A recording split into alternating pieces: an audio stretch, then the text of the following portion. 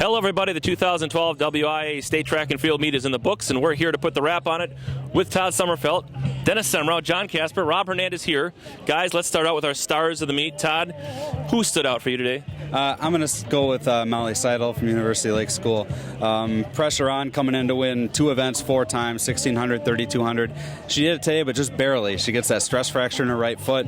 Doesn't run the 800, but she got that all-important 1600, at least to her, to get those 2 events won today. And a great job, I thought, for her. All right, John Casper, I think you've got a Division III girls club that's got someone that's pretty phenomenal. Yeah, Tessa Thurs from Edgar.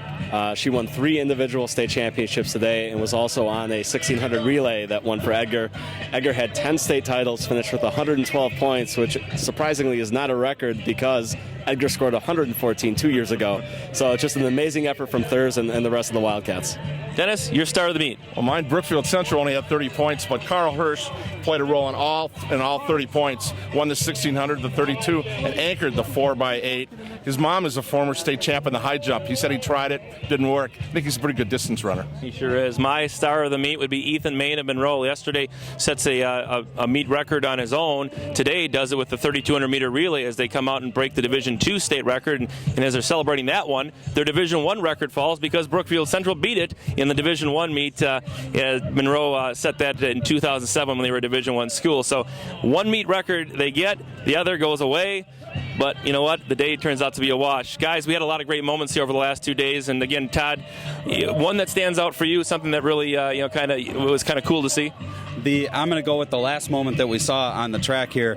We had a rerun of that Division I final in the mile relay. La Crosse Central was second in the first running of it. They decide with the interference there's a disqualification. They run it again.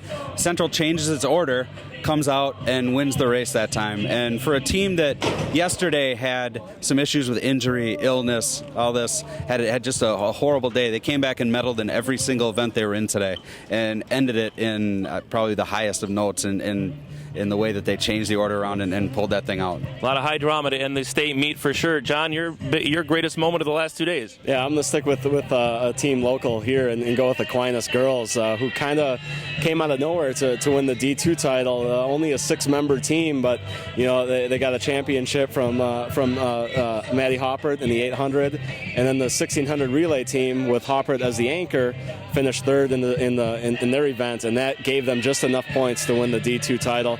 It's the first WIAA title for an Aquinas girls team in any sport, so it's a pretty big moment for them. Pretty impressive. Some of the big moments were, state championships. But Dennis, you saw something that was a couple of girls going out for the last time that we've seen run a lot together. Yes, Elena Barham and Olivia Pratt from Madison West, 2 seniors. Pratt's going to Butler next year, and Barham's going to Northwestern.